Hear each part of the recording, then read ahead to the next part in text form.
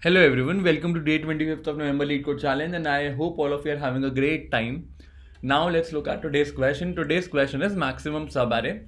In this question we are given an array of integers and we need to identify the maximum sum that exists in any of the subarray of the input array. How do we define a subarray? We already know this. A subarray is a contiguous part of an array for those who are unaware. This is the first example that is given to us, and I'll be talking about the same example in the presentation. So let's quickly move on to the PPT. Here the question is categorized as easy, and I also feel the same. I hope most of you are able to do it by yourself, but anyway, if you are not, don't worry, I'm there for you. Let's take the same example that was specified in the question. The elements are something like this: -2, 1, -3, 4, -1, 2, 1, -5, 4. And I'll be creating two variables, one which signifies the current running sum, and let's name it CS, current running sum, and other one will be initialized with the maximum sum that I have seen in this input subarray. So let's start the iteration. By default, let's initialize both of them to the first value that is set at the 0th index, which is -2 and -2. And let's move ahead. Let's start with the next index, which is 1, and at 1 we have 1. As a base case, we need to make sure that whenever the current sum variable is going beyond 0, we will reset to 0. This is the core crux of the problem. So right now we see that the current running sum is already below 0, so we'll update it to 0. And now let's add 1 to our current running sum variable. 0 plus 1 is 1, so it gets updated to 1. We make a comparison between MS and CS. We'll pick up the one which has maximum value, so MS also gets updated to 1. Let's continue the process. Next we see is -3, so we'll add -3 to our current sum. 1 minus 3 is -2, so this gets updated to -2. And what do you see? We see that it has gone beyond 0, so we'll reset it to 0. Let's proceed ahead, and next we see is 4. So 0 plus 4 is 4, so this gets updated to 4, and MS will be updated to the maximum value between the current value and the CS, so this also gets updated to 4.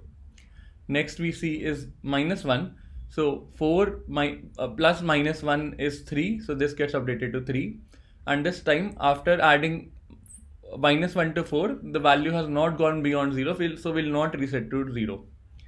MS still remains 4 because current CS value is 3. Let's proceed ahead. Next we see is 2. 3 plus 2 is 5, so this gets updated to 5. As a result of which, MS also gets updated to 5. Let's proceed ahead. We see 1. 1 plus 5 gives us 6, so this gets updated to 6. MS also gets updated to 6.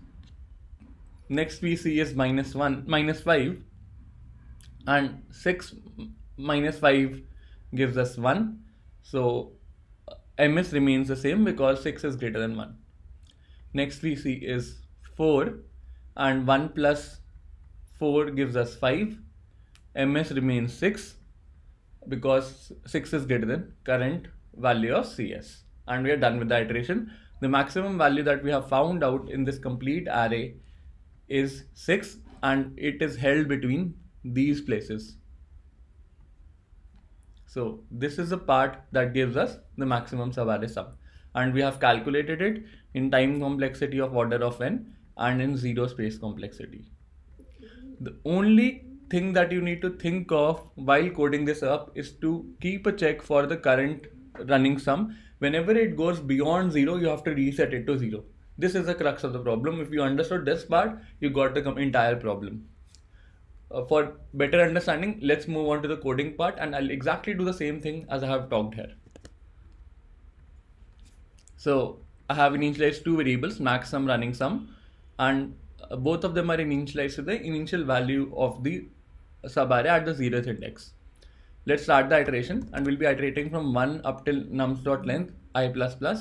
If my current sum variable goes less than 0, I will update it to 0. I'll reset it to 0, and then I'll add current value at the ith index to my current sum, and I'll make a comparison between max sum and current sum.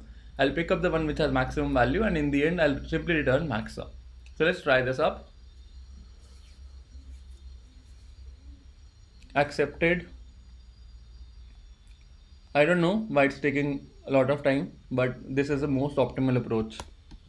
The time complexity is order of n, and the space complexity is order of 1. This brings me to the end of today's session. I hope you enjoyed it. If you did, please don't forget to like, share and subscribe to the channel. Thanks for viewing it. Have a great day ahead and stay tuned for more updates from Coding Decoded. I'll see you tomorrow with another fresh question, but till then, goodbye.